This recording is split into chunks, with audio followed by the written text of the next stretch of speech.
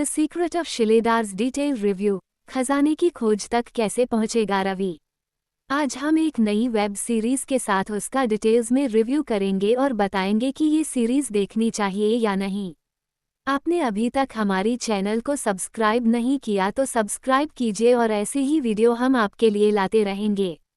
Disney plus Hotstar की नई series the secret of the Shiledars आज 31 जनवरी के दिन रिलीज कर दी गई है, जिसे हिंदी के साथ साथ तमिल, तेलुगु, मलयालम, कन्नड़, बंगाली और मराठी भाषा में भी देखा जा सकता है।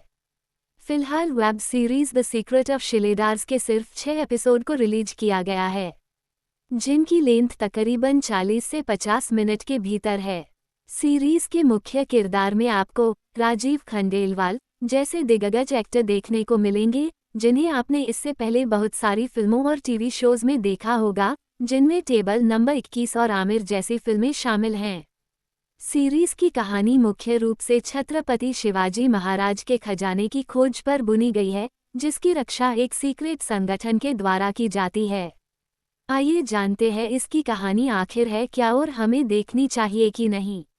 वेब सीरीज की कहानी साल 1996 में कोल्हापुर से शुरू होती है, जहां एक ही परिवार के 3 सदस्यों को कार में सफर के दौरान ट्रक द्वारा इस परिवार का एक्सीडेंट कर दिया जाता है, जिसमें हस्बैंड और वाइफ के साथ एक छोटा बच्चा भी शामिल था। हालांकि इस दुर्घटना के दौरान बच्चे की जान बच जाती है और यहीं से अगला सीन शुरू होता है, जिसकी शुरुआत रायगढ़ से होती है, जहां पर डॉक्टर रवि भट्ट, राजीव खंडेलवाल और इनका भाई आदित्य ये दोनों हिल क्लाइंबिंग करते हुए नजर आते हैं, जिन्हें देखकर आपको हॉलीवुड फिल्म मिशन इम्पॉसिबल की याद जरूर आएगी।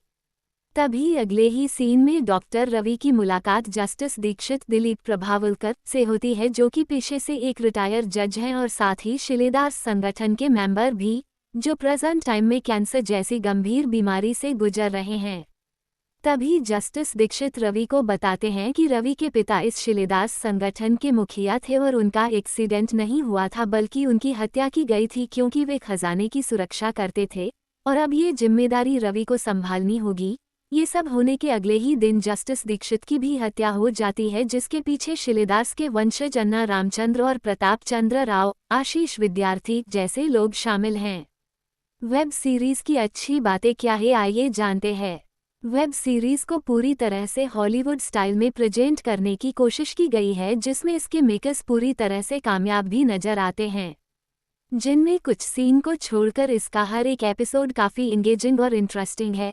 इसका एक कारण एपिसोड की लेंथ भी हो सकती है, जिन्हें ज्यादा लंबा नहीं रखा गया है, जो कि एक सही फैसले के रूप में दिखाई देता है। जो इस खजाने को हासिल करके उसका दुरुपयोग करना चाहते हैं, लेकिन हत्या से पहले दीक्षित ने रवि को एक सीक्रेट किताब दी थी, जिसके तार खजाने से जुड़े हुए हैं। अब कैसे रवि अपने दोस्त आदित्य और प्रिया के साथ मिलकर इस खजाने तक पहुंच पाता है और कैसे इसे अपने पिताजी की तरह ही बुरे लोगों से सुरक्षित रखता है, इसी सफर को इस वेब सीरीज में दर्शाया गया है, जिसे जानने के लिए आपको देखनी होगी यह वेब सीरीज कहाँ पे गलतियां कर दी है। आइए जानते हैं। सीरीज की कमियों की बात करें तो इसे फिलहाल सिर्फ 6 एपिसोड के साथ ही रिलीज किया गया है, जिसके आगे के एपिसोड आपको कुछ समय बाद देखने को मिलेंगे।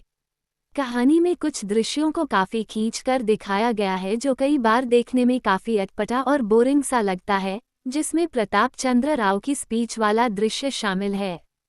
क्या देखनी चाहिए कि नहीं? अगर आपको खजाने से जुड़ी एडवेंचर फिल्में और वेब सीरीज देखना पसंद है, तब आप द सीक्रेट ऑफ द शिलेदार्स को रिकमेंड कर सकते हैं, जिसे आप हिंदी के साथ साथ कई अन्य रीजनल लैंग्वेज में भी एंजॉय कर सकते हैं। हालांकि फिलहाल इसके सभी एपिसोड को रिलीज नहीं किया गया है, पर जैसे ही अगले एपिसोड की जानकारी आएगी, आपको सबसे पहले फिल्मीड्रिप पर मिल जाएगी।